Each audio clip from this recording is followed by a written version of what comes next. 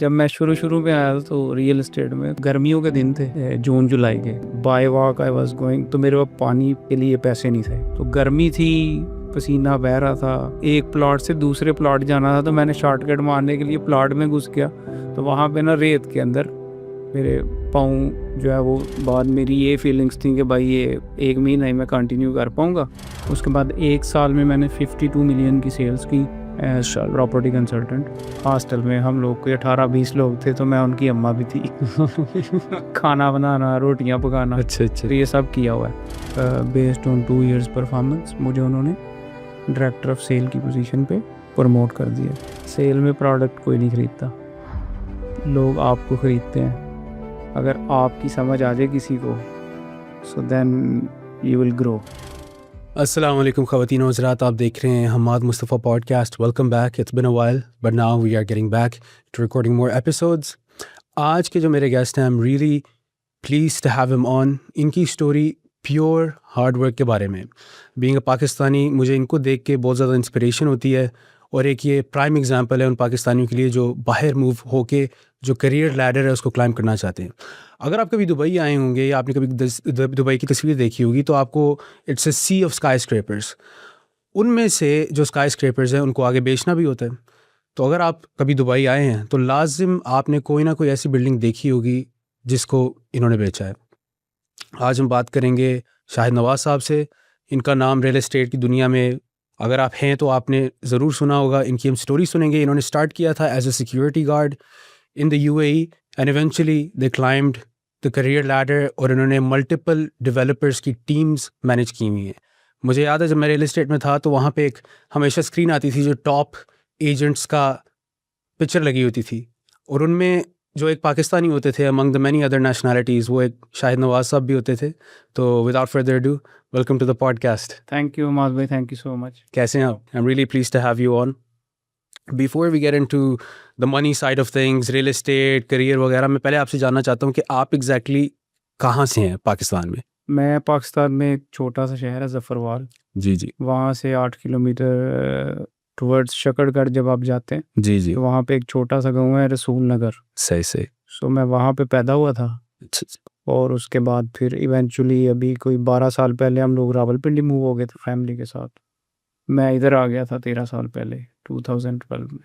अच्छा, आप 2012 में यहाँ पे आए जी हैं? बिल्कुल। ठीक है ठीक है। तो चल पहले स्टार्ट करते हैं, आपकी पाकिस्तान में लाइफ किस तरह की थी, थोड़ा आप बताइए कि आपका चाइल्डहुड कैसा था, टीनेज कैसी थी? तो हम लोग, मेरे जो फादर हैं वो सऊदी अरब रहे हैं सारी लाइफ मोस्टली। सऊदीया में वो जॉब करते थे। अ, जब मैं 1988 में पैदा हुआ था। उसके बाद जो हमारा मकतब था वो एक कब्रिस्तान में ओपन ग्राउंड था, वहाँ पे बैठ के हम पढ़ते थे, अच्छा अच्छा। टाट वाले स्कूलों के। उसके बाद फिर प्राइमरी मैंने एक पिंडी बोड़ी, एक कस्बा है, वहाँ पे किया प्राइमरी स्कूल में। फिर 6th क्लास में आ गया, मैं ABC का पता चला था कि व्हाट इज़ ABC। फिर उसके बाद मैट्रिकुलेशन मैंने गज़ाली पब्लिक स्कूल, ज़फ़रवाल एक शहर है, वहाँ पे की। ठीक है। फिर FSC के लिए मैं रावलपिंडी मूव हो गया। वहाँ पे हमारे फूफो हैं, उनके घर में मैं रहा 2 साल। FSC मैंने गार्डन कॉलेज रावलपिंडी से की। उसके बाद फिर मैंने BCom Sialkot college of commerce Sialkot से किया। BCom से ऑनवर्ड्स जो है वो मैं प्रैक्टिकल लाइफ जो है वो शुरू कर दी थी, क्योंकि उस टाइम पे जो है वो वाले साहब सऊदीया से पाकिस्तान आ गए, and then we have to suffer some financial stuff. सही से। तो BCom में क्या होता था कि सुबह मैं कॉलेज जाता था, शाम में जो है वो 6 से 7 घंटे की पार्ट टाइम जॉब थी। वहाँ पे एक डॉक्टर सईद राजी के नाम से क्लिनिक है सियालकोट में, ENT स्पेशलिस्ट है, तो उनके पास जॉब थी। फिर घर आके हॉस्टल में हम लोग कोई 18-20 लोग थे, तो मैं उनकी अम्मा भी थी। खाना बनाना, रोटियां पकाना, अच्छा अच्छा। तो ये सब किया हुआ है। तो वो बहुत अच्छे साल थे। अब मैं जब वो याद करता हूँ, उस टाइम पे हमें टफ लगते थे, लेकिन प्रैक्टिकल लाइफ में जैसे जैसे आप टाइम गेन करते जाते हैं, तो पिछले दिन ऐसा आपको ही ज़्यादा है, अच्छे बिल्कुल ऐसा ही है। बड़ा रिलेटेबल नॉस्टैल्जिया होता है एक चीज़ का। जी। तो आपने मुझे बड़ी इंटरेस्टिंग बात बताई पॉडकास्ट शुरू होने से पहले कि आपके एक्चुअली गाँव में बड़ी लेट बिजली आई थी, एक्चुअली आपने बताया। जी, हमारे गांव में 2003 में जब मैट्रिक के एग्ज़ाम्स हमने दिए, तो उस टाइम पे इलेक्ट्रिसिटी आई थी। पहले हम लोग लालटेन में पढ़ते थे बैठ के। तो कई दफ़ा जब पेपर्स वगैरह का होता था प्रेशर, तो हम लोग फिर ज़फ़रवाल में भी फूफू लोग रहते थे, तो फिर हम उनके घर स्टे कर जाते थे क्योंकि वहाँ लाइट की फैसिलिटी थी। तो पेपरों की तैयारी करना और वो सारी चीज़ें, फिर हम कभी गाँव में चले जाते थे जब प्रेशर कम होता था। फिर जब पेपर्स का प्रेशर ज़्यादा होता था तो तब फूफो के घर स्टे करके उसकी तैयारी करते। वो भी एक प्रॉपर एग्ज़ाम भी मेहनत का सिलसिला चलते रहते हैं। मेरे आजकल दोस्तों की ना फाइनल ईयर चल रहे हैं यूनिवर्सिटी वगैरह के, तो वो बड़े बेचारे हुए हुए। मैंने कहा ये भी एक मेहनत का ना हिस्सा है लाइफ स्टेज का, है। स्टेज है बिल्कुल लाइफ का ये। तो अच्छा, बाकी सीरियस डिस्कशन से पहले जाने से पहले मैं आपसे ये पूछना चाहता, तुसी यार दसो ਜਿਹੜਾ ਤੁਹਾਡਾ ਇਲਾਕਾ ਹੈ ਉਹਦੀ ਪੰਜਾਬੀ 'ਚ ਤੇ ਲਾਹੌਰ ਦੀ ਪੰਜਾਬੀ 'ਚ ਕੀ फ़र्क है? साड़ी पंजाबी ढिली पंजाबी, लाहौर वाले दी तेज़।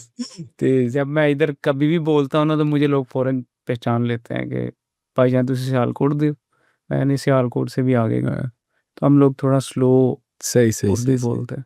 सही अगर आप कराची और हमारा कंपेयर करें बिल्कुल बिल्कुल तो इट्स लाइक 360 360 है, डिफरेंस।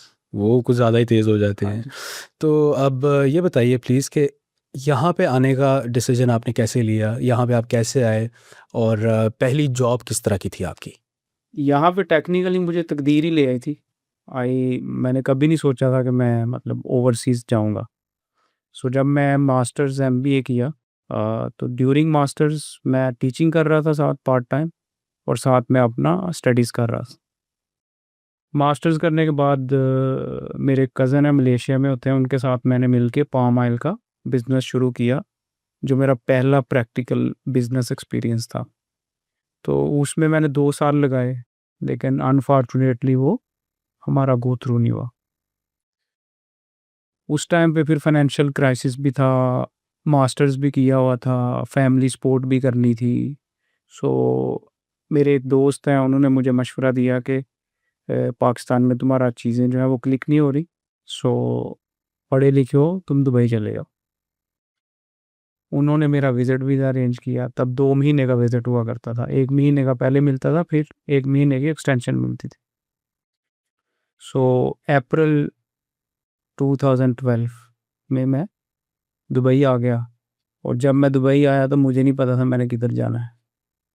फिर मैंने एक और जानने वाले थे, उनको पूछा, उन्होंने मुझे एक डेरा में एक शेयरिंग अकोमोडेशन में एक दोस्त को रेफ़र किया। वहाँ पे मुझे जो है वो बेड स्पेस मिली। मुझे याद है 420 दिरहम पर मंथ मैंने पहला रेंट दिया। तो उसके बाद फिर मैं 2 महीने उधर रहा। सीवीज़ डेली हार्ड कॉपी हाँ। प्रिंट कराते थे, और बिल्डिंग टू बिल्डिंग और होटल्स में और हर जगह पे हम लोग ड्रॉप करते थे। तब डुबीज़ल होता था, जी, जी। डुबीज़ल ओपन करके तो सीवीज़ सबमिट बिल्कुल। करना और फिर वेट करते रहना सारा दिन कि कहीं से रिप्लाई आएगा। फिर उसमें कुछ स्कैम्स भी थे, आपको पता है। जी, जी, लोग बिल्कुल, मैं कहते समझ हैं कि सकता 500 दिरहम, 1000 दिरहम दो, आपकी नौकरी पक्की। सर, वो यकीन करें अभी भी होते हैं। मेरे दोस्त वगैरह जॉब लेने जाते हैं ना, उनको भी बिल्कुल, बिल्कुल। तो वो सारे हमारे साथ भी हुई हैं चीज़ें। तो जब मेरा 2 महीने का विज़िट ख़त्म होने वाला था, 2 दिन पहले मेरे एक ब्रदर इन लॉ हैं, तो उनके मामू रहते थे रासुल खैमा। तो उन्होंने मुझे बोला कि उनके पास कुछ सामान है, तो आप वो सामान ले आइएगा पाकिस्तान आते हुए। तो मैंने सारा पैक-शैक किया हुआ था वापसी के लिए, जॉब नहीं मिली तो I have to go back. Ras al Khaimah गया, उनके पास पहुँचा, दिन में सोया, शाम में उन्होंने बोला चलो, मैंने वो एक छोटे से एक अरबी था, उनके जो जानवर हैं उनकी देखभाल करते थे वहाँ पे। तो उन्होंने बोला मैंने सैलून पे जाना है, ख़त बनवाना है, तो चलो आप भी चलो साथ। हम चले गए, वहाँ सैलून पे मैं बैठा हुआ था बाहर, तो ये तस्बीह आपको पता है मेरे हाथ में होती है, जी, जी, जी, जी। तो ये मेरे हाथ में थी तब। वो अंदर ख़त करा रहे थे, मैं बाहर कुर्सी पे बैठ के मगरिब की नमाज़ पढ़ी और मैं वज़ाइफ पढ़ रहा था। तो एक सईद भाई हैं, वो आए, उन्होंने मुझे बोला आप कहाँ से हो? मैंने कहा पाकिस्तान से। क्या करने आए? वो भी सियालकोट से ही हैं। तो उनके अपना माशाल्लाह वहाँ पे टेक्निकल सर्विसेज और सैलून्स वगैरह का बिज़नेस था। 4-5 भाई हैं वो। तो ऐसे बातों-बातों में उन्होंने बोला क्या किया हुआ? मैंने कहा मास्टर्स किया हुआ है। तो उन्होंने बोला कि किस टाइप की जॉब ढूँढने आए थे? मैंने कहा कोई भी जॉब मिलेगी तो मैं उसके लिए ओपन हूँ। उन्होंने मुझे हँस के बोला कि कहते सब हैं, कर लोगे? तो मैंने कहा हाँ, कर लूँगा, कोई भी जॉब होगी आई विल डू दैट। तो उन्होंने मुझे आगे कोई सवाल जवाब नहीं किया, उन्होंने बोला गाड़ी में बैठो। गाड़ी में बिठाया, वहाँ पे एक रुताना सिक्योरिटी गार्ड्स की कंपनी थी रासुल खैमा में। वहाँ पे एक इजिप्शियन जो है वो मैनेजर बैठा हुआ था, मुझे याद है अभी भी। इशा का टाइम होने वाला था, इस्लाम नाम था उसका। उसके पास ले गए और उसने अरबी में उन्होंने कुछ बात की। फिर उन्होंने इस्लाम ने इंग्लिश में इंटरव्यू किया। मैंने जो भी क्वेश्चन उन्होंने किए मैंने आंसर किए। उन्होंने बोला ठीक है जी, हम लोग इसको ऑन बोर्ड ले लेंगे। सिक्योरिटी गार्ड की कंपनी थी वो, तो सिक्योरिटी गार्ड की जॉब। अब उस टाइम पे वीज़ाज़ के पैसे भी जो है ना, वीज़ाज़ के पैसे लेते थे जी। वाले। मेरे पास पैसे भी नहीं थे। फिर सईद भाई ने मेरी जगह पे वो पैसे दिए। फिर मैं ओमान गया, वहाँ पे 2 दिन रहा एंट्री एग्ज़िट के लिए। फिर आया, फिर मेरा लेबर वीज़ा लगा। फिर रासुल खैमा में पहला जो मेरा रमज़ान था वो मस्जिद में गुज़रा। यानी हम लेबर कैंप वहाँ उनके कैंप में रहते थे, जी। तो सहरी इफ्तारी हमारी मस्जिद में होती थी अच्छा। कैंप्स में। तो वो भी बहुत अच्छे दिन थे, अभी हम लोग उसको याद करते हैं। और भी काफ़ी दोस्त थे वहाँ पे, अभी भी अल्हम्दुलिल्लाह we are in touch. Sialkot, Daska से, हमारे एरिया से ज़्यादा लोग, जेहलम, पिंडी साइड से ना लड़के सिक्योरिटी में जो जी। ज़्यादा आते हैं। फिर 3 महीने उधर ही रहे। फिर हमारी ड्यूटी शुरू होगी सही।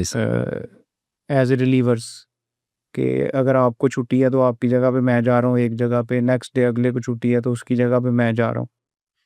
फिर कुछ 4-5 महीने बाद एक ऐसा दिन आया कि जब उन्होंने बोला कि दुबई में एक जुमाल माजिद ग्रुप है, उनको 10 सिक्योरिटी गार्ड चाहिए। तो वो सिलेक्शन कर रहे थे उसमें से, हमारी कंपनी में से। तो इस्लाम को पता था कि मेरी जो है वो एजुकेशन अच्छी है, तो उसने मुझे इंटरव्यू के लिए चूज़ किया। फिर हम दुबई आए, इंटरव्यू दिया। तो जुमाल माजिद की बिल्डिंग है अल-नाहदा में, जी। अल-नाहदा शारजा में। अब उसी बिल्डिंग में मैं रहता हूँ फैमिली के साथ, 3 बेडरूम अपार्टमेंट में। माशाल्लाह। तो वहाँ पे उन्होंने इंटरव्यू किया, को 20-25 लोग थे हम लोग, उसमें से उन्होंने 10 को सिलेक्ट किया और उसमें मैं शामिल था। और कद में सबसे छोटा मैं ही था, बाकी सारे माशाल्लाह अच्छे कद वाले थे। फिर वहाँ पे मेरी नाइट ड्यूटी शुरू हो गई। सो 12 मिड से लेके फिर 14 तक, जब तक मैं उनके साथ 2 साल वीज़े पे रहा, तो उधर ही उसी बिल्डिंग में शाम को 6 बजे से लेके सुबह 6 बजे तक मेरी ड्यूटी होती थी।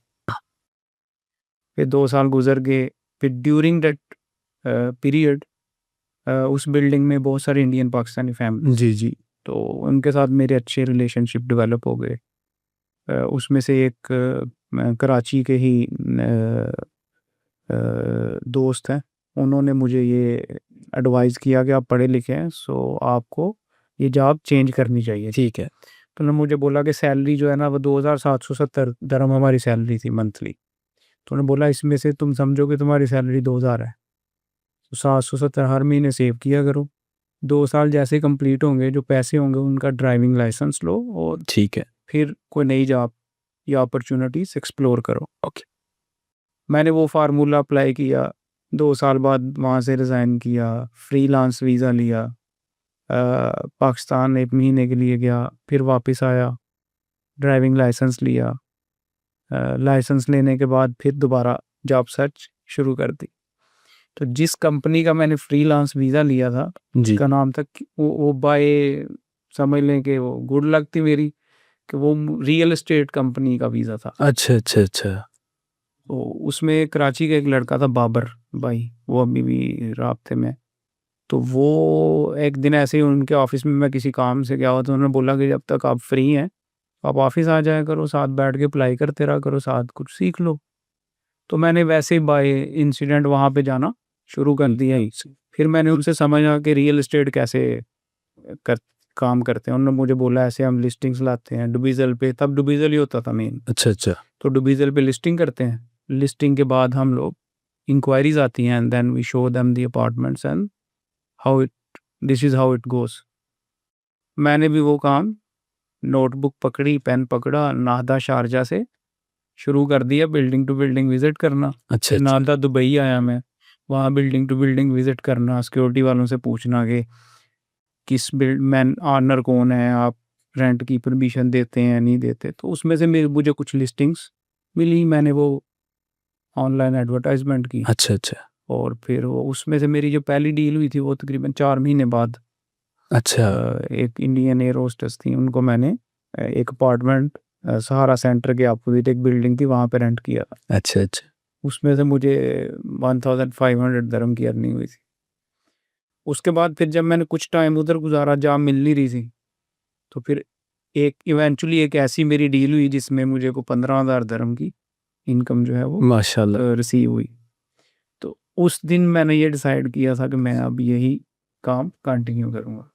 वो फीलिंग कैसी थी जब आपको पहला क्लोजिंग हुई आपकी और आपने देखा कि यार इतना कमीशन होगा मेरा, आपने कैलकुलेट किया, क्या फीलिंग है? वो भी बड़ी रेयर डील थी। वो ऐसे था कि 2 पाकिस्तानी हमारे दोस्त वो थे लड़के, उन्होंने एक लॉन्ड्री का काम शुरू किया था डेरा में। जी जी तो वो लॉन्ड्री बंद करके चले गए हुए थे। अब जिनके नाम पे शॉप का लीज एग्रीमेंट था वो लोकल एक खातून थी।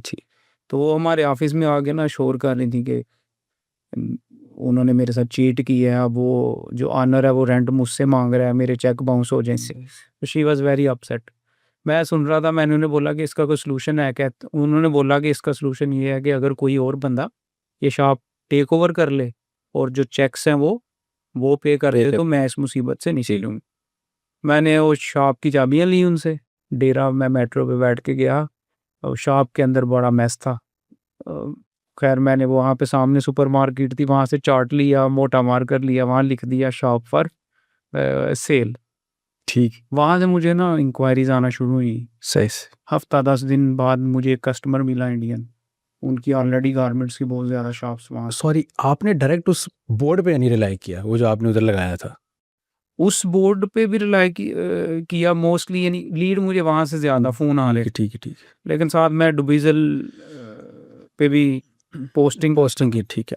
तो मुझे वो कस्टमर मिले, वो इंडियन थे, उनके गारमेंट्स के बहुत सारे स्टोर थे।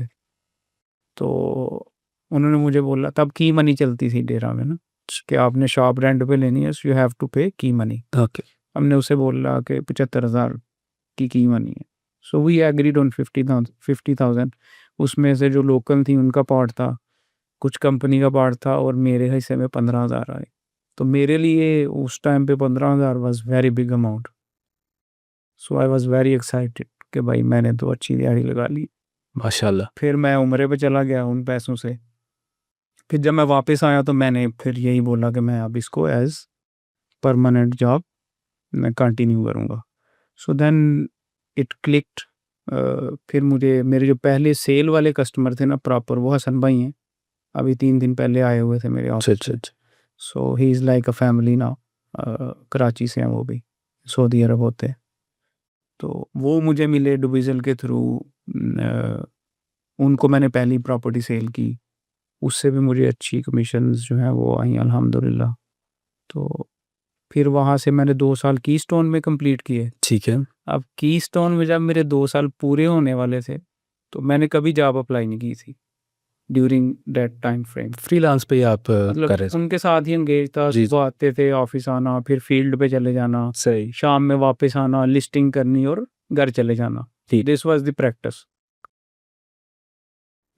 जब 2 साल कंप्लीट होने वाले थे तो उन्हीं दिनों में लिंक्डइन के थ्रू अजीज़ी डेवलपमेंट्स के एचआर की तरफ से मुझे एक मैसेज आता है ठीक। कि we are hiring, so if you are interested share your CV.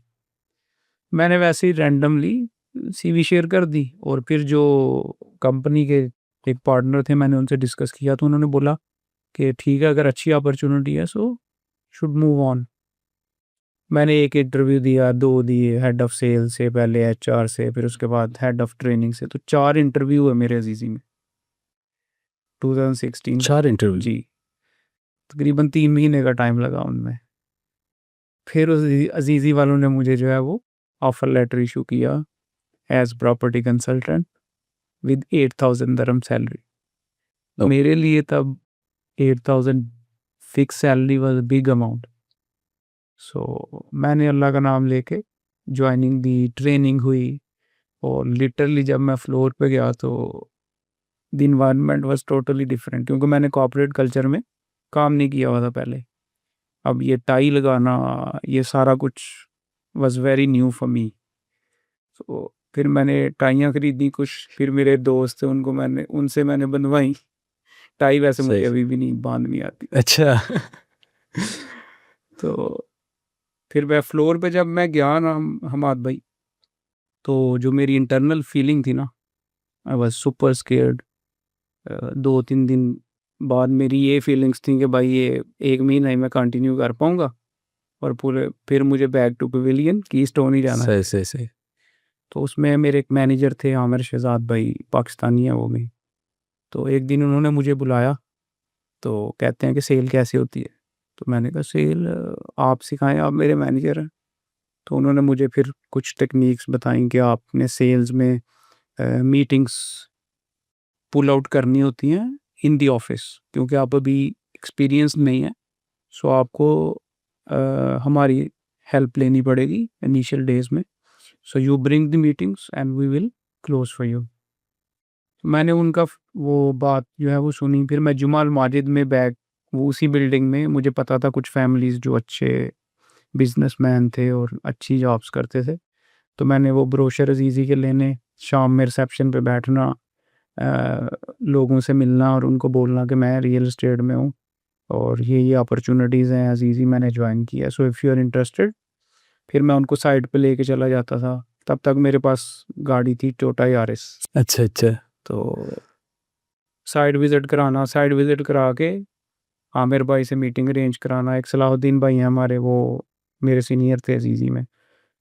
वो भी अभी ग्रीन ग्रुप में काम कर रहे हैं। वो मुझे असिस्ट करते थे मीटिंग्स में और प्रेजेंटेशंस में। तो इस तरह फर्स्ट मंथ जो है वो उन्हीं मीटिंग्स में से मेरी अल्हम्दुलिल्लाह जो है वो 4 सेल्स एग्जीक्यूट हुई। माशाल्लाह। वो जो 4 सेल्स की एग्जीक्यूशन थी first month was a big boost for me. फिर उसके बाद अल्लाह ताला ने मुझे जो है वो कंटिन्यूअसली माशाल्लाह। अपने करम से जो है वो ग्रोथ की तरफ ही रखा है। लेकिन पहले महीने में 4 डील्स इस तरह करना, ये कोई मतलब छोटी बात नहीं है। ये काफ़ी रियल एस्टेट में, क्योंकि मैं भी रहा हूँ, काफ़ी बड़ी बिग डील कंसिडर की जाती है ये। तो आपका क्या शिफ्ट आया? आपने क्या ऐसी चीज़ इम्प्लीमेंट की अपनी सेल्स में? कोई ऐसी टिप जो आप देना चाहेंगे, एडवाइस देना चाहेंगे लोगों को, कि जिससे आपकी इतनी डील्स होना शुरू होगी? मैं दूसरों से पूछता हूँ, जो मेरे कोलीग्स हैं ना या जो पुराने लोग हैं, कि मतलब मेरे में क्या चीज़ अच्छी है और कौन सी बुरी है, क्योंकि खुद जज करना टफ होता है। सो मुझे जो दूसरों के फीडबैक से जो चीज़ मिलती है वो यही है कि मैं मेहनत बहुत करता हूँ। और जब भी कोई कस्टमर या कोई भी कोलीग कोई भी मशवरा मांगता है, सो मैं रैंडमली आगे से जो है वो मशवरा नहीं दे देता। पहले मैं उस पे सोचता हूँ कि ये अगर चीज़ मेरे साथ हो रही होगी, अगर मेरे पास पैसे हैं और मैं ऑप्शंस एक्सप्लोर कर रहा हूँ, या अगर मुझे हेल्थ इशू है या मुझे फाइनेंशियल इशू है, या कोई भी बंदा मशवरा जब मांगता है आपसे, तो आपको उस पे पहले सोचना चाहिए कि अगर बिल्कुल। आप उस जगह पे हैं तो आप इस सिचुएशन में क्या करते हैं। बिल्कुल। सो उसमें ये जो सेल्स थी ये technically relationship building was absolutely. Main stuff. Intention मेरी साफ थी। उन लोगों को मैंने प्रॉपर साइट विजिट्स कराए, मीटिंग्स अरेंज कराई। कंपनी का प्रोफाइल जो है वो मेरे मैनेजर्स जो थे उन्होंने उन्हें बताया। सो प्रॉपरली कन्विंस करने के बाद दे इनिशिएटेड दी सेल्स। तो this was the main reason make कि 2 साल मैं उधर ड्यूटी पे था ना सिक्योरिटी गार्ड में। तो उन 2 सालों में जैसे फैमिलीज़ के बच्चे होते थे, उनके साथ अच्छा बिहेवियर रखना, लोगों को रिस्पेक्ट के साथ बात करना, बिल्कुल। अगर उनको कोई छोटी-मोटी हेल्प आउट चाहिए वो करना, तो वो ये सारी चीज़ें मुझे बचपन से थोड़ा मैं हेल्पफुल हूँ। तो मैं एक्चुअली आपका, मैं हालांकि क्लाइंट नहीं हूँ, लेकिन जब मैं आपसे मिला हूँ, बाकी लोगों ने भी मुझे एक बात बताई है कि आपकी जिस तरह आप रिसीव करते हैं ना, जिस तरह आप बंदे के साथ बातचीत करते हैं, वो दिमाग में याद रहता है कि यार शाहिद भाई कोई थे जिनसे मिला था, वो भूले नहीं जाते आप। तो ये चीज़ मैंने माशाल्लाह बड़ी अच्छी आप में देखी है। इन जनरल आपके relationship building skills not only with clients but with people all across the board excellent है। और मैं एक्चुअली इनसे इंस्पायर्ड हूँ, जिस तरीके से आप करते हैं रिलेशनशिप बिल्डिंग। ठीक है शाहिद भाई, मज़ीद फिर आगे आपने किस तरह प्रोग्रेस किया है अपने करियर में? जो पहली आपकी पोजीशन थी अजीज़ी में, एग्जैक्टली वो क्या थी? और फिर प्रमोशन आपको जब हुई, किस तरह? उस ईज़ी में 2016 में मैंने एज़ प्रॉपर्टी कंसल्टेंट जॉइनिंग दी। उसके बाद 1 साल में मैंने 52 मिलियन की सेल्स की एज प्रॉपर्टी कंसल्टेंट। सो फिर मुझे मेरी चेयरमैन मिस्टर अजीज़ी से एक इवेंट था, उन्होंने हमें कुछ लड़कों को सेलेक्ट करके मीटिंग की, तो उसमें उन्होंने मुझे जो है वो डायरेक्ट कंसल्टेंट से सेल्स मैनेजर की पोजीशन पे माशाल्लाह। जो है वो प्रमोट कर दिया। फिर मुझे टीम मिल गई, तो अगले 2 साल फिर मैं टीम मैनेज करता रहा। फिर उसके बाद बेस्ड ऑन 2 इयर्स परफॉर्मेंस मुझे उन्होंने डायरेक्टर ऑफ सेल की पोजीशन पे प्रमोट कर दिया। माशाल्लाह। अब बहुत सारे लोग ये सवाल पूछते हैं कि उसके आगे क्यों नहीं गए आप अजीज़ी में। उसके आगे 2 पोजीशंस और थी, लेकिन फिर मैं कंटिन्यूसली 4 साल जो फर्दर थे वो मैं डायरेक्टर ऑफ सेल की पोजीशन पे सर्व करता रहा। तो उसमें जो मेरी बॉस थी रीजनल डायरेक्टर ऑफ सेल्स, उनके साथ मेरी कमिटमेंट थी कि जब तक मैं अजीज़ी में हूँ so I will report to her.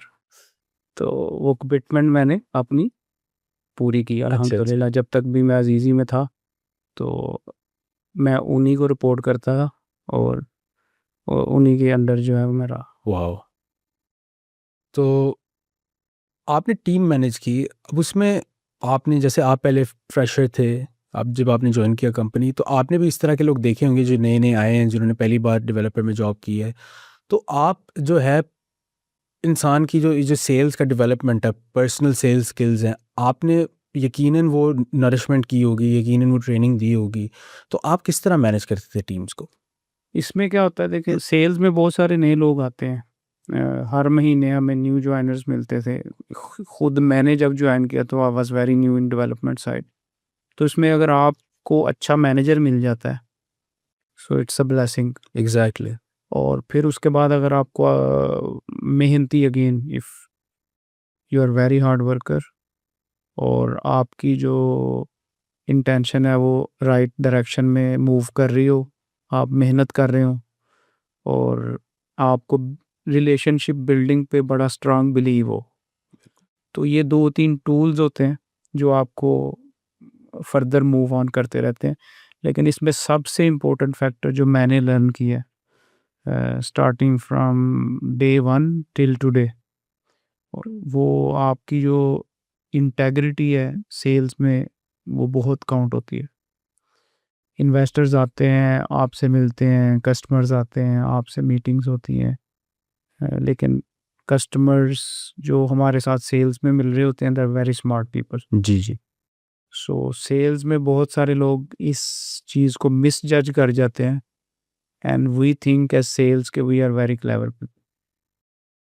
Sales में जो बंदा ये रियलाइज़ कर जाए कि भाई जो कस्टमर है वो हमसे ज़्यादा स्मार्ट है और उनको हमने फेयर एडवाइस करना है और हमने उनको सीधी बात बतानी है। बिल्कुल।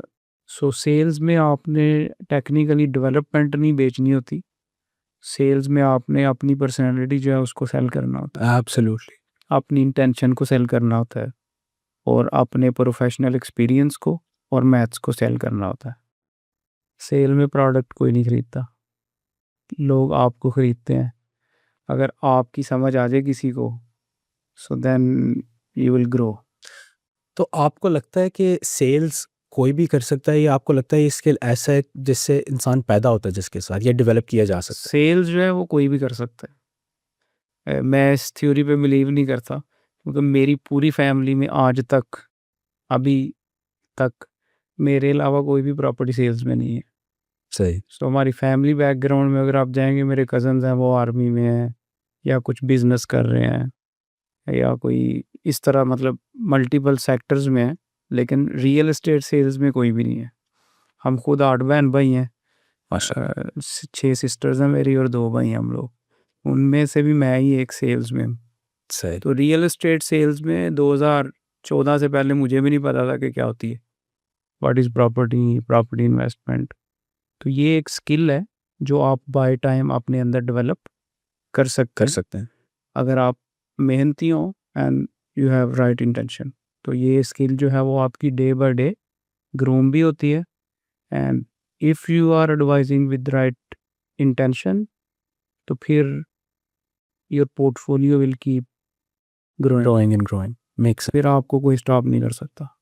शाहिद भाई, एक ये बहुत बड़ा आइडिया लोगों को आता है प्रॉपर्टी से और रियल एस्टेट से कि यार आप रियल एस्टेट एजेंट बनोगे तो बड़ा आसान काम है ये, लक लग जाएगी और हो जाएगा, पहली डील लग जाएगी, कोई पता नहीं। तो इस एक नोशन की वजह से बड़े लोग मिसलीड भी होते हैं और वो ज्वाइन करते हैं, अक्सर कभी से नहीं होती। तो इसके बारे में आपका क्या ख्याल है? वुड यू से कि real estate is an easier job comparative to other jobs जो कि ऑफिस जॉब्स करते हैं लोग? देखिए, रियल एस्टेट जो है ना, सेल्स डिपार्टमेंट, वो बहुत टफ जॉब है। अभी परसेप्शन जो होती है नॉर्मल मार्केट में या लोगों के जहन में कि सेल्स वाले बहुत अमीर होते हैं और इजी मनी है। Some cases 5% may be you are very lucky and you will get some good deal and you are rich. लेकिन sales is a proper business. जैसे दूसरे बिजनेसेस में आपको मेहनत करनी पड़ती है, मार्केट ट्रेंड्स के मुताबिक आपको अपना आप चेंज करना पड़ता है, तो ऐसे ही ये प्रॉपर प्रोफेशनल एक फील्ड है। इसमें डेली बेसिस पे हमें मार्केट अपडेट्स ऑब्जर्व करना पड़ते हैं, स्टडीज़ करनी पड़ती हैं, साइट विजिट्स करने पड़ते हैं। फिज़िकल जो प्रेजेंस है ना इस फील्ड में, वो बहुत ज़्यादा आपकी। बिल्कुल। सो ये बहुत इजी जॉब नहीं है, इट्स 24/7 जॉब। इसमें आपको बहुत सारी कुर्बानियाँ देनी पड़ती हैं जब आप ग्रोइंग स्टेज पे होते हैं। बिल्कुल। फैमिली का टाइम कंप्रोमाइज़ होता है, बच्चों को आप प्रॉपर टाइम नहीं दे पाते। जो प्रोफेशनल रियल एस्टेट वाले, मैं उनकी बात कर रहा हूँ। जी जी। सो ये पैशन भी है टेक्निकली। ट्रू। अगर आप इस फील्ड के अंदर पैशनेट हैं, सो वो पैशन फिर आपको जो है वो हर चीज़ को कंप्रोमाइज़ करने के लिए एग्री कर लेता है। Make sense. इस पूरी जर्नी में आपको कौन सा वो एक दिन याद है जो कि सबसे मुश्किल था करियर वाइज? कोई कोई ऐसा दिन या कोई ऐसा दौर? वो जब मैं शुरू में आया था तो रियल एस्टेट में, तो मैं by walk building to building अच्छा विजिट अच्छा करता, तो अच्छा। वो एक दिन मुझे अभी तक याद है। मैं अपनी बेटियों को भी वो सुनाता हूँ। जब कभी हम नाहदा साइड पे उस तरफ योको सिजलर एक रेस्टोरेंट है, तो उधर खाना खाने जाते हैं। तो योको सिजलर की राइट पे एक पूरी पट्टी है बिल्डिंग्स की। तो उस दिन जो है वो मेरे गर्मियों के दिन थे, जून जुलाई के, and bye walk I was going. तो मेरे जो है ना वो पानी के लिए पैसे नहीं थे, तो गर्मी थी, पसीना बह रहा था, और मैं वो एक प्लॉट से दूसरे प्लॉट जाना था, तो मैंने शॉर्टकट मारने के लिए प्लॉट में घुस गया। तो वहाँ पे ना रेत के अंदर मेरे पाँव जो है वो ऑलमोस्ट अच्छे खासे जले खूब, और फिर मुझे पसीने बह रहे हैं। फिर मैं एक मस्जिद मुझे मिली, वो उस मस्जिद में मैं आया, वहाँ पे वो वाटर कूलर का जो पानी होता है वो मैंने पिया। तो वो मेरी नज़र में जो है वो मेरी पूरे जर्नी में सबसे टफ डे था। वैसे तो बहुत सारे थे, लेकिन वो दिन मुझे नहीं मेमोरेबल है भूलता। आपके लिए काफ़ी। और आप क्या कहेंगे, कौन सी वो ऐसी इस पूरी जर्नी में आपकी अचीवमेंट है that makes you the most proud? क्या वो ऐसी चीज़ है, सेल कह लें या कोई और चीज़ आपने अचीव की हो जो कि सबसे मेमोरेबल है इसके बरक्स? इसमें जो सबसे अच्छी चीज़ें हैं या जो अच्छा पार्ट है, ये है कि इस इंडस्ट्री ने मुझे बहुत ज़्यादा ग्रोथ दी है। अब उस ग्रोथ की वजह से ना बहुत सारे लोग मुझसे खुश हैं। उसमें फैमिली मेंबर्स भी हैं और बहुत सारे दोस्त भी हैं। तो वो दूसरों की जो खुशी होती है, या बहुत सारे अननोन लोग हैं, तो जब वो मेरी वजह से कंफर्टेबल पोजीशन में होते हैं, और मतलब अल्लाह ताला ने मुझे एक ज़रिया बनाया हुआ उनकी खुशी का, तो वो चीज़ मुझे ना डेली इंटरनल सेटिस्फेक्शन भी देती है और मुझे मोटिवेट भी रखती है कि I have to do more more and more. यानी फैमिली बहुत इंपॉर्टेंट हिस्सा है लाइफ का आपके? फैमिली, लोग मतलब मैं आपको बताना, जैसे रियल एस्टेट पैशन है। जी जी जी। अब पैशन में जब आप ग्रो कर रहे होते हैं, तो you have to compromise family time. जी जी। अभी जैसे मेरी अम्मी मुझसे ये शिकायत करती हैं कि डेली मैं बात नहीं करता उनसे, या बहुत ज़्यादा बात नहीं करता। तो ऐसे ही मेरी वाइफ़ को भी मुझसे ये होता है। हालाँकि वो मतलब जोक स्टाइल में मुझे बोलते हैं, लेकिन सच। आई कैन अंडरस्टैंड कि अगर मैं उनकी जगह पे हूँ, तो of course they need my time. बिल्कुल। लेकिन वही अगेन, जब आप ग्रोइंग स्टेज में हो and then your focus is work, so आप फैमिली टाइम को कंप्रोमाइज़ करते हैं। लेकिन family of course is everything for any human being. बिल्कुल। तो उसमें जब आपके पेरेंट्स आपसे खुश हों, वाइफ खुश हो, बच्चे खुश हों and so many other family members, फिर दोस्त। तो ये चीज़ें सारी बंदे को मोटिवेट करती हैं कि हाँ वी हैव बिल्कुल। To do more more and more. क्या आपको लगता है कि एक फुलफिलिंग और ट्रूली एक हैप्पी खुश ज़िंदगी जीने का जो एक राज है वो सिर्फ पैसा है, या आपके ख्याल में उसके अलावा भी नॉर्मली भी बंदा खुश रह सकता है?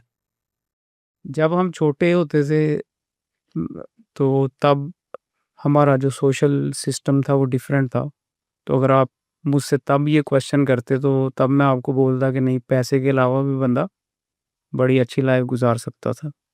लेकिन अनफॉर्चुनेटली मेरे एक्सपीरियंस में या जो डेली लाइफ में मैं ऑब्जर्व करता हूँ, मैं अब maybe I am 100% wrong, लेकिन आज जिस दौर में हम रह रहे हैं ना, it's totally a commercial age. Make sense. So इसमें आज के दौर में अनफॉर्चुनेटली पैसा जो है वो बहुत ज़्यादा इम्पोर्टेंट फैक्टर हो गया हुआ है। बिल्कुल। आपकी रिस्पेक्ट के लिए भी, आपके सोशल गैदरिंग्स के लिए भी। इसको हम एज ह्यूमन बीइंग सारे कोलैटरली ख़त्म कर सकते हैं, लेकिन we are going towards another direction. बिल्कुल। तो पर्सनली मुझे ये फील होता है अब कि पैसा भी कहीं ना कहीं जो है वो एग्जिस्ट करता है to bring happiness in in our lives. ऐसा हुआ कि पैसे बिफोर सक्सेस जो आपने अचीव की, उससे पहले कुछ ऐसे लोग थे जो आपको डिफरेंटली देखते थे या ट्रीट करते थे, और जब पैसा आया तो बिल्कुल ही उनका बिहेवियर? बड़ी लंबी लिस्ट है, उसमें बहुत सारे करीबी लोग भी हैं। मुझे याद है जब मैंने यहाँ पे आना था विजिट पे, तो मेरे पास पैसे नहीं थे। तो विजिट वीज़ा मैंने आपको बताया ना, मेरे दोस्त हैं कामिल भाई, तो उन्होंने मेरे लिए अरेंज किया। फिर टिकट करवानी थी, तो टिकट के लिए मैंने को 3-4 लोगों को रिक्वेस्ट की और मुझे कहीं से भी यस नहीं हुई। फिर मैंने किसी और चैनल से उधार लेके टिकट शिकट अरेंज की और फिर मैं आया। फिर जब मैं यहाँ पे आया, सो देन अगेन जो पहले 4-5 महीने थे विदाउट सैलरी टफ थे, बट समहाउ अल्लाह ताला जो है वो आपके लिए असबाब पैदा कर देता है। फिर मैंने जब मेरी सैलरी शुरू हुई तो व्हाट आई डिड कि मैंने पहले 1 साल में सैलरी में से जो घर के खर्चे थे वो तो जाते थे, और 700 दरहम मैं सेविंग करता था अपने ड्राइविंग लाइसेंस के लिए, और बाकी की जो अमाउंट्स थी वो मैं सारा जो उधार लिया हुआ था उस टाइम पे वो मैं ख़त्म करता था। यानी बड़ा फाइनेंशियल डिसिप्लिन उस हवाले से आप में था। मतलब मैं अनफॉर्चुनेटली कह रहा हूँ, हमारे पाकिस्तानियों में नॉर्मली इतना डिसिप्लिन सेल्फ कंट्रोल नहीं होता पैसों के हवाले से। हम लोग असल में ज़्यादा इमोशनली हाँ जी। अपने आप को वो रन करते हैं, बिल्कुल। हमारे इमोशन ज़्यादा एक्टिव होते हैं। लेकिन ये चीज़ मैंने जो है वो यहाँ दुबई में रहने का एक बेनिफिट ये भी हुआ कि यहाँ पे मल्टी कल्चरल इन्वायरमेंट है। ऐसा ही। तो हमारे वो बहुत सारे इंडियन कोलीग्स थे, so they are best into this financial things. So मैंने उनसे लर्निंग की सही। सारी फाइनेंशियल। फिर मैंने बीकॉम एमबीए भी किया हुआ था, तो वहाँ से भी मुझे कुछ, बिल्कुल। और शुरू से मुझे ना नोटबुक लिखने का बड़ा वो शौक है। अभी लास्ट मंथ मेरे बहनोई ने मुझे एक वो पुरानी मेरी डायरी थी 2009 या 10 की, तो उसकी कुछ पिक्चर्स बना के मुझे शेयर की हुई थी जो उन्होंने अपने पास सेव रखी है। तो उसमें भी मैं डेली रूटीन में लिखता था कि मैंने 4 बजे ये करना है, 7 बजे ये करना है और ये। सही। तो अल्हम्दुलिल्लाह वो financial planning is very important.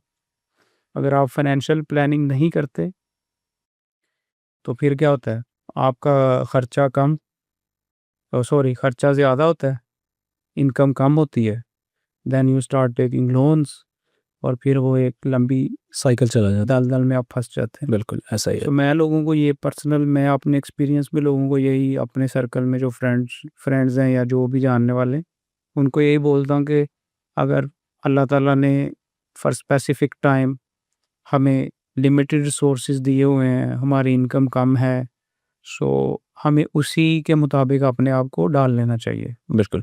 और हर हाल में अल्लाह का शुक्र अदा करना चाहिए। बिल्कुल। जहाँ पे हम एलवी की शर्ट पहनते हैं वहाँ पे आप डे टू डे की पहन लें, फिर भी आपका जो बदन है वो कवर हो जाएगा। ऐसा ही है। और अगर अल्लाह ताला ने आपको कैपेसिटी दी है, so then after maybe 2 years 3 years 4 years down the line, जब आप फाइनेंशियली इंडिपेंडेंट होते हैं, so then you can buy any brand. Absolutely, absolutely. तो आप प्लीज़ ये बताइए कि अभी जो आपकी जर्नी है सो फार करियर में, माशाल्लाह जिस पोजीशन पे आप आए हैं, मैंने ऑलरेडी लोगों को बता दी है। तो आगे फ्यूचर का क्या आपका प्लान है? मज़ीद आप क्या करना चाहते हैं? किधर आप देखते हैं अपने आप को?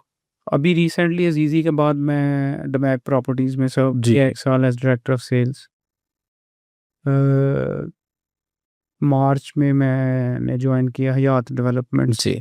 तो हयात डेवलपमेंट्स जो है ये समझ लें डमैक को छोड़ के एक नया डेवलपर जो है उसको जॉइन करना। उसके पीछे रीज़न यही है कि यहाँ पे जो है वो अफ़ज़ाल भाई हैं हमारे, जो अज़ीज़ी में हमारे बहुत सीनियर होते थे।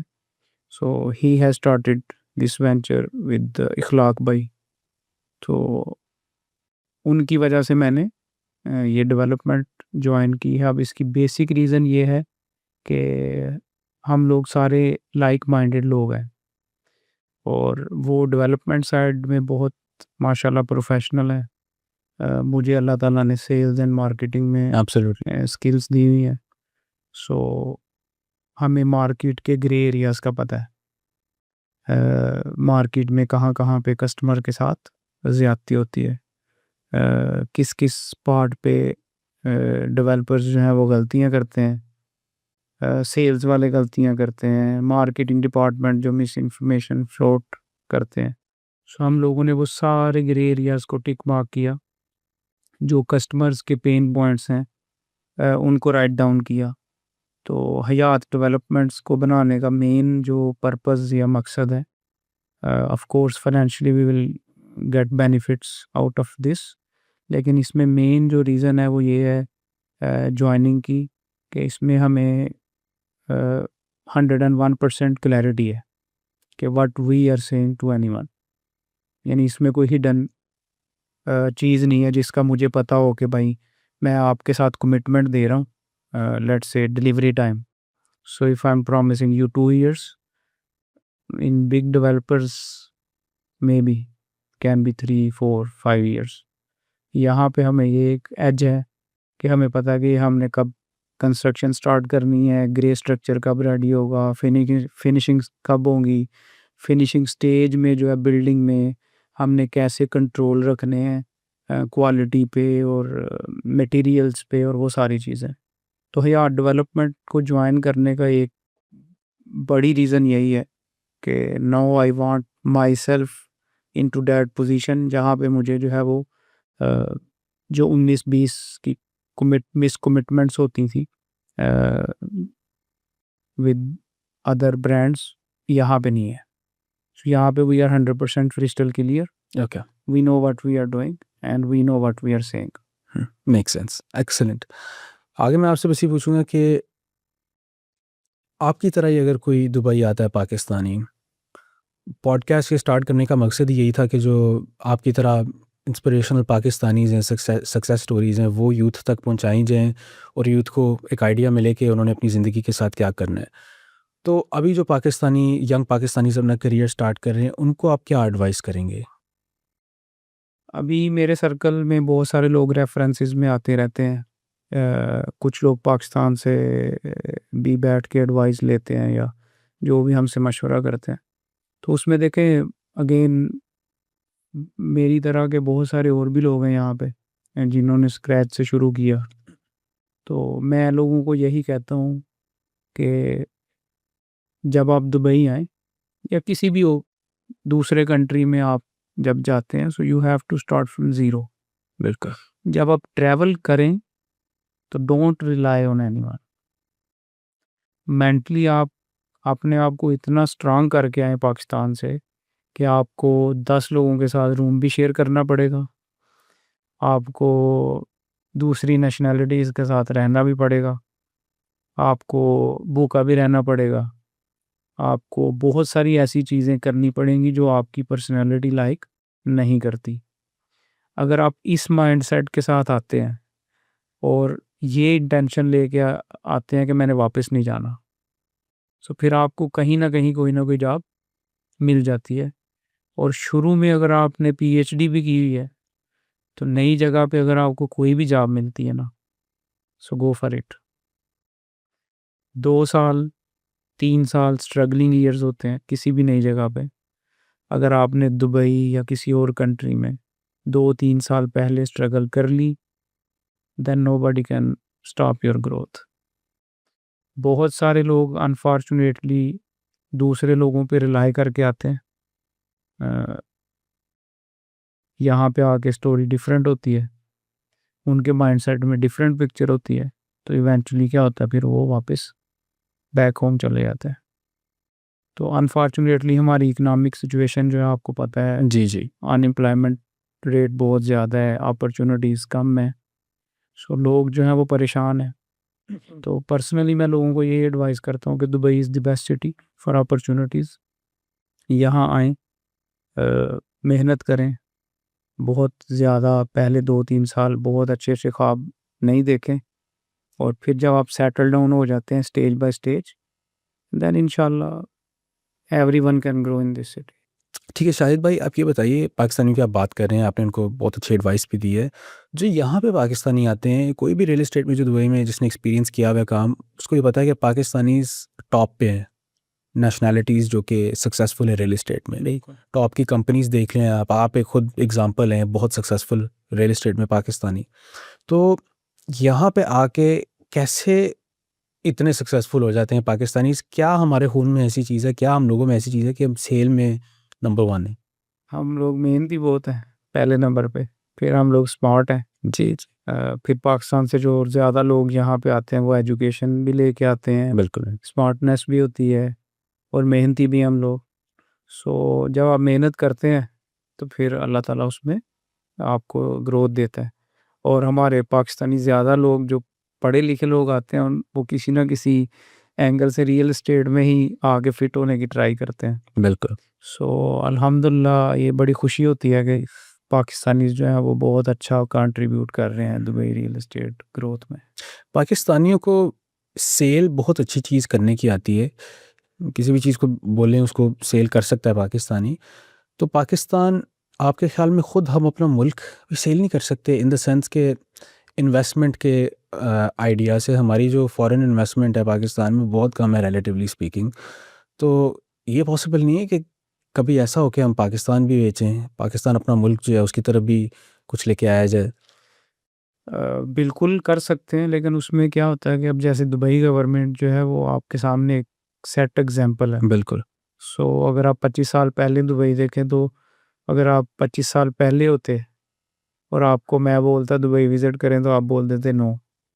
सो 25 सालों में दुबई गवर्नमेंट ने जो किया, अगर हम लोग पाकिस्तान में पाकिस्तानी गवर्नमेंट्स उसी डायरेक्शन को फॉलो कर लें,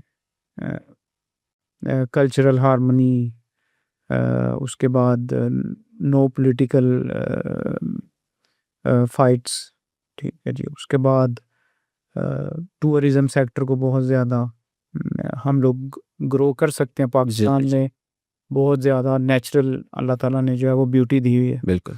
लेकिन अनफॉर्चुनेटली हमारी जो डायरेक्शंस हैं डिसीजन मेकर्स की, they are not towards the growth. बिल्कुल। तो ये एक अनफॉर्चुनेट हमारे साथ एक सिचुएशन है। अगर पाकिस्तान में गवर्नमेंट लेवल पे इस तरह की थिंक बोर्ड्स बैठ जाएँ और अगले 5 से 10 सालों में चेंज जो है वो फ़ौरन नहीं आता, बिल्कुल। क्योंकि we are addicted of something for so many years. So उसको चेंज लाने में 10, 15, 20 साल का एक टाइम फ्रेम चाहिए होता है। एब्सोल्युटली। तो अगर आज से हम शुरू करते हैं तो मे बी बाय 2035, बाय 2040 अ, वो दिन आए जब मतलब लोग टूरिज़्म के लिए पाकिस्तान जाएँ, जब पाकिस्तान सेफ कंट्री कंसीडर हो। पाकिस्तान में यंग जनरेशन के लिए जो है वो अपॉर्चुनिटीज़ हों जैसे यहाँ पे हमें मिलती हैं। जी, जी। अब अगर मैं आज मास्टर्स करके पाकिस्तान में जॉब कर रहा हूँ, सो वहाँ पे जॉब्स अनसेफ भी हैं, then the culture is not that much mature, reliable भी नहीं है। सेठी निज़ाम ज़्यादा है, कॉर्पोरेट कल्चर कम है, बिल्कुल। Then we have safety issues. So ये छोटी-छोटी बहुत सारे अनफॉर्चुनेट रीज़न्स हैं। अगर हम रियल एस्टेट सेक्टर की बात करें, तो आप देख लें कितनी यहाँ पे कितनी स्ट्रिक्टनेस है। जी। रेगुलेटेड मार्केट है, स्कैम्स, अन अनसीन, मतलब वो जी, जी। कोई रेयर कोई होगा जो इंडिविजुअल कैपेसिटी में कोई बंदा किसी के साथ बिल्कुल। स्कैम कर लेगा। अब पाकिस्तान में मेरे साथ खुद 2 दफ़ा स्कैम हुए हैं। क्या हुआ आपके साथ? रावलपिंडी में एक हमारे रियल एस्टेट वाले थे, उन्होंने मुझे साइट विज़िट कराए ठीक है। और साइट विज़िट कराने में एक प्लॉट की डील हो रही थी, उनको मैंने लाख रुपए एज़ टोकन दिया और बाद में वो डील गो थ्रू नहीं हुई, तो उनसे मैंने लाख वापस माँगा। तो उनकी लॉजिक ये थी कि मैंने आपको 2 दफ़ा साइट विज़िट कराया, तो आपका लाख रुपया मैं वापस नहीं करूँगा। सो बहुत सारी चीज़ें जो है ना वो मतलब देयर इज़ नो रेगुलेशंस। सही। जब तक किसी भी कंट्री में अथॉरिटीज़ जो है वो 100% एफिशिएंसी के साथ रेगुलेशंस को फॉलो नहीं करती, तो वहाँ पे फिर मेस होते हैं। बिल्कुल। तो हमारी अब रियल एस्टेट की इंडस्ट्री क्यों नीचे जा रही है, हालांकि we have a lot of potential. Absolutely. So वहाँ पे थिंक टैंक्स नहीं है, डिसीजन मेकिंग जो है वो क्लियर डायरेक्शन के साथ नहीं है, और उस वजह से day by day we are going towards down side. Make sense. यहाँ पे अगर पैसा हो, कैश इन हैंड, अगर बंदे ने प्रॉपर्टी ख़रीदनी हो, तो आपको पता है वो जो पूरा प्रोसेस है बहुत शॉर्ट और बड़ा सीमलेस होता है प्रॉपर्टी ख़रीदने का, बड़ा आसान, स्ट्रेट फॉरवर्ड। पाकिस्तान में मेरे मामू अभी प्रॉपर्टी लेने की कोशिश कर रहे हैं, उनको कई महीने हो गए हैं, ट्रांसफ़र ये वो स्टैम्प पता नहीं, बहुत overly complicated I would say. बिल्कुल। तो दुबई की एक ये भी राज है सक्सेस का कि चीज़ें सिंप्लीफाई की हुई हैं बड़ी। यहाँ तो बहुत इजी है ना, you don't have to even come physically. बिल्कुल। आपके पास पासपोर्ट वैलिड होना चाहिए, आपका लोकल लेट से पाकिस्तानी आप, तो आपके पास ID card, passport, email address, home address, that's it. आपने प्रॉपर्टी सेलेक्ट करनी है। ट्रांसफ़र अगर आपने सेकेंडरी मार्केट से भी ली है, तो अगर आप डायरेक्ट डेवलपर से लेते हैं, so then it's very very easy. बिल्कुल। Just pay through online payments या बैंक ट्रांसफ़र करें, डॉक्यूमेंट्स दें और प्रॉपर्टी इज़ बुक्ड। अगर आपकी सेकेंडरी की डील है तो उसमें भी you don't have to come physically for transfer. आप किसी को भी उस स्पेसिफिक प्रॉपर्टी ट्रांसफ़र के लिए एक पावर दे सकते हैं और वो पावर भी जूम पे होती है। बिल्कुल। सो दुबई कोर्ट का जो रिप्रेजेंटेटिव है वो आपसे जूम पे पूछते हैं कि जी आपने हमाद को ये पावर दी है इस प्रॉपर्टी ट्रांसफ़र के लिए, वो सिर्फ उस स्पेसिफिक पर्पस के लिए होती है। बिल्कुल। जैसे प्रॉपर्टी ट्रांसफ़र होगी that power is finished, okay. आप उसको कैंसिल करा सकते हैं। Make sense. तो बहुत इजी है। पाकिस्तान में मैं अपनी फ़ाइलें अभी कुछ फ़ाइलें थी मेरी, वो मैं बेचने की ट्राई कर रहा हूँ। तो उसमें जो मेरे वहाँ पे रियल एस्टेट एडवाइज़र हैं, तो पहले मैं यहाँ से फ़िज़िकली पाकिस्तान एम्बेसी मुझे जाना पड़ा, अच्छा अच्छा। फिर उनके नाम पे पावर बनानी पड़ी, फिर वहाँ अंगूठे लगाने पड़े, फिर वहाँ जाके वो कहीं जाके टेस्टेशन कराई उन्होंने। तो it is a very long process, वही मैनुअल बिल्कुल। पेपर वर्क पे हम चल रहे हैं। दुबई गवर्नमेंट ने सबसे बेस्ट चीज़ ये की कि everything is digital, there is no paper involved in any government transactions. बिल्कुल। पेपरलेस गवर्नमेंट है। एब्सोल्युटली। आपका दीवा का बिल आपको ईमेल पे आता है, पुलिस का फाइन ईमेल पे आता है, प्रॉपर्टी की ऑनरशिप अकूद टाइटल डीड बिल्कुल। ईमेल पे आती है। So everything is digital. और डिजिटाइजेशन मैं दरअसल स्टडी कर रहा हूँ, case studies, examples of other countries जिन्होंने करप्शन को बीट किया है, और करप्शन को टैकल करने का बड़ा एक ज़बरदस्त तरीका डिजिटाइजेशन है। जब आप ह्यूमन एलिमेंट हटा देते हैं ना, तो एक तो एफिशिएंसी बढ़ जाती है, स्पीड बढ़ जाती है, पैसे बच जाते हैं आपके, सैलरीज़ नहीं आपको, और उसके अलावा ये कि करप्शन का एलिमेंट भी फिर बिल्कुल ही ख़त्म हो जाता है। कंप्यूटर कौन सी करप्शन करेगा? इसको बोलते हैं ज़ीरो ब्यूरोक्रेसी सिस्टम। बिल्कुल। अब दुबई में अभी ज़ीरो ब्यूरोक्रेसी है, हर चीज़ ऑनलाइन सिस्टम के थ्रू चल रही है। Absolutely. That's why there is no corruption. बिल्कुल। हमारे वहाँ सब कुछ ब्यूरोक्रेसी के थ्रू चलता है, एब्सोल्युटली। Man to man. और वही चीज़ है कि यहाँ पे जो आते हैं पाकिस्तानीज़ और इंडियंस, वो सेम लोग हैं। कोई इधर आके खून नहीं तब्दील हो गया, डीएनए नहीं तब्दील हो गया, लेकिन वो कह लें कि रोड पे ना मार्किंग्स लगी हुई हैं, पता है कि यार इस रास्ते में जाना है। जब वो मार्किंग्स ही ना हो, जब डायरेक्शन ही ना पता हो कि किस बाउंड्री के अंदर रहना है, तो बड़ा मुश्किल हो जाता है। हम लोग यहाँ पे सीधे रहते हैं, वहाँ जाके हम लोग टेढ़े हो जाते हैं, क्योंकि वहाँ पे हमें पता है there is no rule of law, यहाँ पे हमें पता है there is rule of law. तो एब्सोल्युटली। हम इंडिविजुअल कैपेसिटी में भी हमारी बहुत सारी ऐसी चीज़ें हैं जिसने हमें इस स्टेज पे बिल्कुल पहुंचाया। बिल्कुल। एक ये भी फिनोमेना है ना शीप साइकोलॉजी का, कि जो एक आपका इर्द गिर्द क्राउड है जो करता है, आपको लगता है कि वो सोशली एक्सेप्टेबल चीज़ है। जैसे कूड़ा वगैरह फेंकना जो है, जब यहाँ पे कोई कूड़ा नहीं फेंकेगा तो खुद फेंकते हुए ऑड वन आउट फील होगा बंदे को, कि मैं ना थोड़ा, जब हर जगह पे कोई कूड़ा फेंक रहा है, अगर आप नहीं भी फेंकने वाले कूड़े वाले बंदे, आपको फिर भी लगेगा कि ये ऐसे ही होता है, लोग देखो देखी फिर वो हॉबी एज हॉबी आप उस चीज़ को अडॉप्ट कर लेते। जी जी बिल्कुल, एब्सोल्युटली ऐसा ही है। अब थोड़ा रियल एस्टेट से हट के मैं जानना चाहूँगा आपकी थोड़ी जो पर्सनल लाइफ है, काम के अलावा टू वाइंड डाउन आप क्या करते हैं, हॉबीज़ क्या हैं आपकी, इंटरेस्ट्स? मेन इंटरेस्ट तो मेरा रियल एस्टेट ही है, तो I work many hours even, मतलब ऑफिस आवर्स के बाद भी मैं ऑफिस में होता हूँ ज़्यादा, और घर जाके मेरी 4 बेटियां अल्हम्दुलिल्लाह, अच्छा, सो उनके साथ कुछ टाइम स्पेंड हो जाता है। फिर उसका वीकेंड्स पे बच्चों को लेके शॉपिंग मॉल चले गए या किसी पार्क में चले गए। अ, महीने में 1 या 2 वीक मैं ट्रैवल कर रहा होता हूँ अच्छा अच्छा, डिफरेंट कंट्रीज़ में, बिज़नेस से रिलेटेड है। ऐसे ही। बाकी कुछ फैमिली में अगर कोई फंक्शन वगैरह हो या दोस्तों का, तो उनको अटेंड करना। ट्रैवलिंग में आप अभी तक कोई मेमोरेबल आपका एक्सपीरियंस ट्रैवल करते हुए, जो कोई मुल्क आपको पसंद आया हो काफ़ी, यूएई के अलावा? मेरा तो कहीं 4 दिन से ज़्यादा दिल नहीं लगता, सच अच्छा बताऊँ अच्छा, तो। इवन आप पाकिस्तान में भी जाते हैं तो दुबई की याद दुबई की याद। शुरू हो जाती है। क्योंकि आप किसी एक जगह पे रह रहे होते हैं ना, तो आपको वहाँ से मोहब्बत भी हो जाती है। फिर सिस्टम आपका ऑलरेडी ऑपरेशनल चल रहा होता है, रूटीन जो है वो सेट होती है। ऐसा ही है। बाकी यूके मुझे बहुत अच्छा लगा इस सेंस में कि वहाँ पे वॉक करने का बड़ा मज़ा आता है। अच्छा अच्छा अच्छा सो लिटरली मैंने अभी लास्ट ट्रिप पे मैं 2 घंटे कंटिन्यूअसली अच्छा वॉक की शाम में, और मुझे ऐसे लग रहा था जैसे अभी 20 मिनट हुए। अच्छा अच्छा अच्छा। सो यूके इज़ गुड फॉर मौसम उस टाइम कैसा था? मौसम बहुत अच्छा था। मैं ज़्यादा जाता हूँ जुलाई अगस्त में, अच्छा अच्छा, तो तब यहाँ पे गर्मी होती है, वहाँ पे वेदर अच्छा होता वहाँ पे वेदर अच्छा होता है। है। Malaysia was good also. सारे कंट्रीज़ में कुछ ना कुछ ख़ास होता है, अल्लाह ताला ने रखा होता है। बिल्कुल बिल्कुल। साउथ अफ्रीका में ट्रैवल किया है। अब इवन मैं रवांडा गया था, तो वहाँ पे रवांडा में मुझे एक चीज़ बहुत अच्छी लगी कि रवांडा सिटी जो है वो क्लीनिंग स्टफ में is better than Dubai even. बिल्कुल ऐसा ही है। यानी वहाँ पे नेचुरल माशाल्लाह ब्यूटी भी है। Cleaner than many major cities in the world actually. हाँ जी, और उसके बाद वहाँ के लोग बहुत अच्छे हैं। फिर Kenya have been there, South Africa, Cape Town, उसके बाद जोहानिसबर्ग, अच्छा, और केन्या भी गए हैं आप? जी केन्या का जो कैपिटल सिटी है उधर थे आप, वो क्या नैरोबी, आई थिंक नैरोबी। बिल्कुल। तो वो मैंने इसकी एक्चुअली कुछ फोटोज देखी है, वो काफ़ी ज़बरदस्त स्काईलाइन है उनकी, थोड़ा।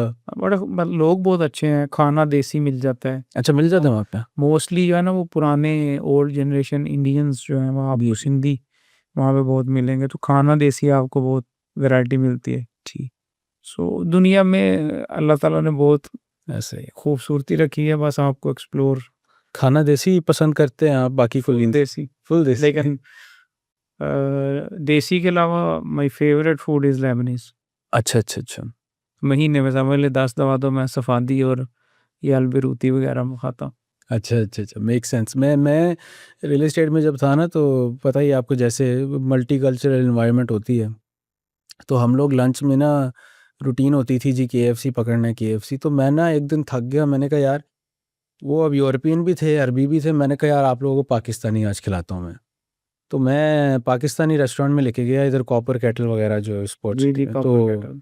वहाँ पे जी, अब यकीन करें इस बात को 3 साल हो गए हैं, वो अभी भी मुझे कहते हैं यार पाकिस्तानी कब खाएँगे? उनका अब दिल ही नहीं लगता, उनको अब टेस्ट लग गया उनका पाकिस्तान। खाना भी अच्छा है। मुझे एक दोस्त है, वो मेरा ताजिक है वो, तो वो मुझे ना जाके ग्रोसरी स्टोर में तस्वीरें शान मसाले की भेज रहा है कि यार मुझे बताओ कौन-सा है, मैंने बिरयानी बनानी है।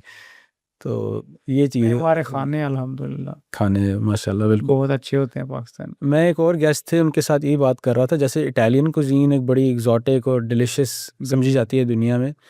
पाकिस्तान ना अभी due to lack of economic progress अभी तक दुनिया में कोई रिवील नहीं हुआ। बहुत सारे लोगों को पता भी नहीं है कि पाकिस्तानी कल्चर क्या है, खाने कैसे हैं वगैरह वगैरह। तो जैसे आहिस्ता आहिस्ता एक्सपोज होगा ना दुनिया में, तो बड़ी चीज़ें हैं हमारी ऐसी कि जैसे आप थाई फूड सुनते हैं, इटालियन सुनते हैं, इस तरह पाकिस्तानी भी एक ना। मैं तो कहता हूँ हमारे पास सब कुछ ही है, बिल्कुल बस हमारा सिस्टम सेट हो जाए. We have to develop a system बिल्कुल and then if everyone will follow that system. हमारे पास सब कुछ है, टैलेंट भी है, नेचुरल रिसोर्सेज भी हैं, बड़ी पॉपुलेशन भी है, स्किलफुल लेबर भी है, 4 मौसम भी हैं और टूरिज्म के लिए बहुत खूबसूरत जगह भी हैं. एब्सोल्युटली। सो अल्लाह ने हमें सब कुछ लिया हुआ. यानी ये ऐसा मुल्क है कि आप एक ही दिन में डेजर्ट भी विजिट कर सकते हैं, फॉरेस्ट भी कर सकते हैं, स्नो भी आप देख सकते हैं, माउंटेन्स भी माउंटेन्स भी हैं, हर चीज़ है आपके पास, बहुत खूबसूरती है। और दरअसल ये पॉडकास्ट भी स्टार्ट करने का सिर्फ़ और सिर्फ ये मकसद था मेरा, इंग्लिश में पॉडकास्ट है, उससे मैंने सेपरेट इसको किया है क्योंकि गोल इतना ही है सिर्फ कि आप पाकिस्तानियों को थोड़ा सा इंस्पायर करें, थोड़ा सा कुछ ना कुछ फ़ायदा हो जाए। जैसे आपकी ये स्टोरी है, किसी की सुन के ये पॉसिबली ज़िंदगी बदल सकती है। जैसे आप जब वो सैलून पे अगर आप फ़र्ज़ करें ना जाते, तो लाइफ में we would have had a different path. बिल्कुल ऐसे ही. तो वो एक example, you are an example of a person जिसको अपॉर्चुनिटी मिली। अपॉर्चुनिटी हर किसी को मिलती है, लेकिन अवेल उसको हर कोई नहीं कर पाता। बिल्कुल बिल्कुल ऐसे ही. तो गोल यही है कि लोगों को दिखाया जाए, प्रूव किया जाए कि आप लिविंग एक प्रूफ हैं, आप जैसे लोग, कि ये चीज़ अचीव की जा सकती है। बस ज़िंदगी में स्ट्रगलिंग फेज़ होते हैं हर बंदे के. वो स्ट्रगलिंग फेज़ आपने, अब ऑप्शंस 2 होती हैं, या तो आप डेड हो जाएं, हथियार डाल दें, या फिर आप जो है वो अल्लाह पे तवक्कल करके अपनी मेहनत करते रहें. बिल्कुल don't put the guns down, keep working. बिल्कुल फिर वो बुरे दिन जो होते हैं वो अच्छे दिनों में कन्वर्ट हो जाते हैं. टाइम लगता है. Absolutely, there is no shortcut. There is no short. Real estate में भी जो नए लोग आते हैं, मैं उनको यही बोलता हूँ कि ये एक नई इंडस्ट्री है आप लोगों के लिए. इसमें आपको टाइम लगेगा. यू हैव टू लर्न, बिल्कुल you have to work very hard. You will make one good customer. फिर उसके बाद आप उसके साथ जो है वो अच्छे रहें, अच्छी एडवाइस देते रहें, फिर वो आपको दूसरे कस्टमर देंगे, फिर वो आपको आगे. So after 5-10 years you will be somewhere eight good stage. तो जो इस फार्मूले को फॉलो करता है ना लाइफ में, वो रियल सक्सेसफुल एसेट होते हैं. एब्सोल्युटली। कुछ लोग शॉर्टकट वाले मॉड्यूल पे चलते हैं, लेकिन वो फिर गायब हो जाते हैं. ये बहुत बड़ा प्रॉब्लम है, जो शॉर्टकट वाली मेंटालिटी है ना, there is no shortcuts. Life में शॉर्टकट नहीं होता. बिल्कुल, ये ऐसी बात है कि शॉर्टकट जब आप बंदा ले लेना, तो क्योंकि आपने वो स्ट्रगल नहीं फेस की हुई, वो आपने वज़न नहीं उठाया हुआ, तो आपको जब शॉर्टकट मिल भी जाएगा, बंदे को संभालना नहीं आएगा वो, क्योंकि वो वज़न के आप आदी नहीं है। हमारी इंडस्ट्री में बहुत सारे हमारे कलीग्स हैं, रियल एग्जांपल्स हैं इस चीज़ की. वो तुक्के वाली सेल होगी, पैसे आए and then after few months फिर ज़ीरो से. अच्छा, बहुत सारी ऐसी एग्जांपल्स हैं, मतलब जो हमारे दोस्त जो है वो मेहनत करते हैं, स्ट्रगलिंग फेजेस में से गुजरते हैं, and then they keep growing. Absolutely. Well, अभी रैप अप करेंगे इसे। It was a pleasure having you on, and I hope बहुत सारे लोग इससे इंस्पायर हों, and thank you so much for coming on the podcast. Thank you Hamad भाई, बहुत अच्छा लगा. इंशाल्लाह, so keep in touch and course. Keep going this good work. Thank you. आपकी वजह से अगर एक भी बंदा जो है वो क्लिक कर गया, तो it's a very good mission. Actually आपकी वजह से, thank you so much. Thank you. अस्सलाम वालेकुम. अस्सलाम वालेकुम।